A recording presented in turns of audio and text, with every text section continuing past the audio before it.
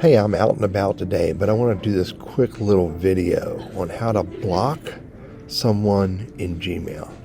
Now, this is regardless of whether it's free Gmail or Google Workspace. This is how you do it. Say I get emails from this guy named Teddy Burris all the time. I opened up the email message.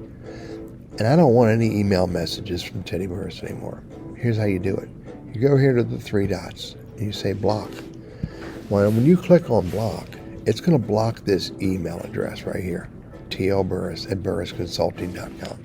They'll be marked as spam. Future messages from Teddy will be marked as spam. Now, they'll still show up, but they're going to show up in your spam box.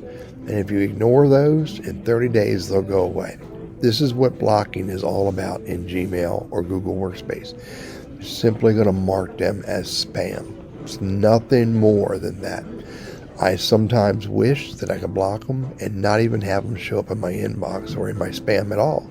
But this is what blocking does in Gmail. If I go to Google Workspace, in Google Workspace, if I bring up an email message and I no longer want this email, I want to never get an email from this person ever again, hit the three dots and block. And it does exactly the same thing. Future messages from this person/email address will be marked as spam.